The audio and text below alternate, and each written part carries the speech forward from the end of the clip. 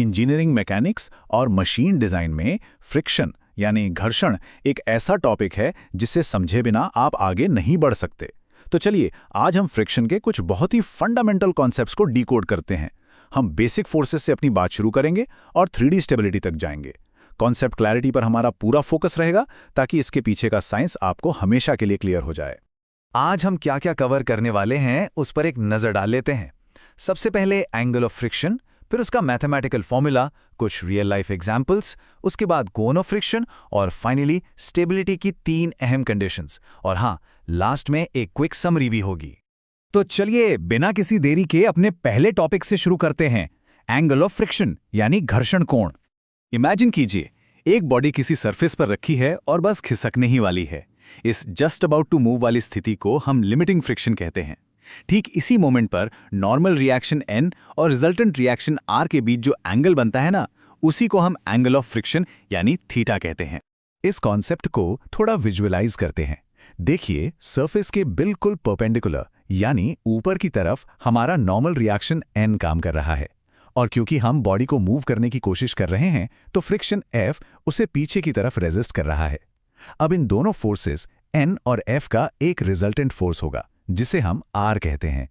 ये जो resultant R और नॉर्मल N के बीच का एंगल है, बस यही हमारा एंगल ऑफ फ्रिक्शन या थीटा है। ज्योमेट्री तो हमने देख ली, लेकिन अब बात करते हैं इसके मैथमेटिकल फॉर्मूले की। ये एक ऐसा फॉर्मूला है जो आपको हर एग्जाम में काम आएगा। tan थीटा इक्वल्स म्यू या म्यू। यहाँ थीटा हमारा एंगल ऑफ फ्रिक्शन है और म्यू है कोएफिशिएंट ऑफ फ्रिक्शन। इसका सीधा सा मतलब यह है कि N और R के बीच बनने वाले एंगल का टेंजेंट दोनों सरफेस के बीच के फ्रिक्शन कोएफिशिएंट के बिल्कुल बराबर होता है।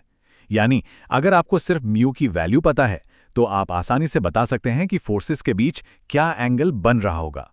अब प्रैक्टिकली सोचिए, इस फॉर्मूले का मतलब क्या हुआ। अगर सरफेस रफ है यानी फ्रिक्शन ज्यादा है तो म्यू की वैल्यू ज्यादा होगी और मैथमेटिक्स के हिसाब से tan थीटा बढ़ेगा, मतलब हमारा एंगल थीटा भी बड़ा होगा। वहीं अगर सरफेस एकदम स्मूथ है तो फ्रिक्शन कम होगा, म्यू घटेगा और ये एंगल भी काफी छोटा हो जाएगा। As an engineer material select करते वक्त ये रिलेशन बहुत काम आता है। चलिए इस थियरी को थोड़ा रियल लाइफ से कनेक्ट करते हैं ताकि कॉन्सेप्ट बिल्कुल सॉलिड हो जाए। आप खुरदरी सड़क पर चलते हैं तो क्या होता है? फ्रिक्शन ज्यादा होता है ना? इससे हमारा एंगल ऑफ फ्रिक्शन बड़ा और स्टेबल बनता है, इसलिए हम बिना गिरे आराम से चल पाते हैं। लेकिन जरा बर्फ पर चलने की सोचिए, फ्रिक्शन इतना कम होता है कि ये एंगल सिकुड़कर एकदम छोटा हो जाता है। रिजल्टेंट और नॉर्मल रिएक्शन लगभग एक ही लाइन में आ जाते हैं, ग्रिप खत्म हो जाती है और वहां चलना बहुत मुश्किल हो जाता है। अब तक हमने 2D में बात की, चलिए अब चीजों को 3D में देखते हैं और अपने अगले टॉपिक कोन ऑफ फ्रिक्शन को समझते हैं। कोन ऑफ फ्रिक्शन, नाम से ही पता चल रहा है कि यहां कोई इमेजिनरी कोन बन रहा है। मान लीजिए वो जो ब्लॉक था उसे हम सिर्फ एक डायरेक्शन में नहीं बल्कि 360 डिग्री में किसी भी तरफ धकेल सकते हैं। तो जब बॉडी किसी भी डायरेक्शन में मूव करने वाली होती है तो हमारा रिजल्टेंट R भी उसी के हिसाब से घूमेगा और स्पेस में घूमते हुए ये एक इमेजिनरी कोन यानी शंकु बनाएगा। इसी शेप को हम कोन ऑफ फ्रिक्शन कहते हैं। इस 3D डायग्राम को ध्यान से देखिए।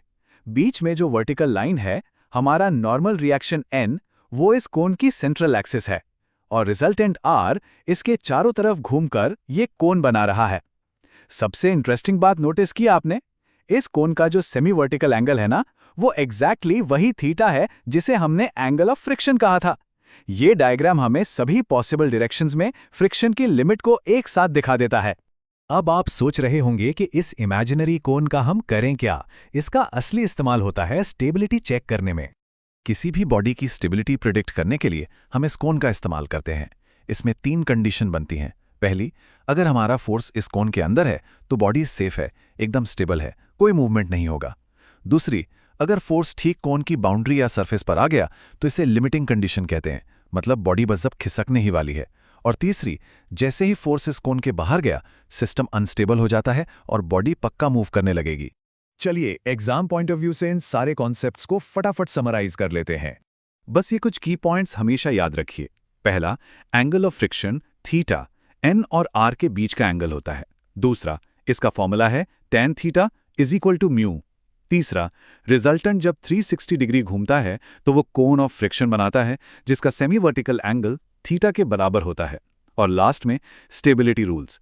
फर्स्ट, कोन के अंदर है तो नो मोशन, सरफेस पर है तो मोशन स्टार्ट होने वाला है, और बाहर है तो मोशन शुरू हो जाएगा।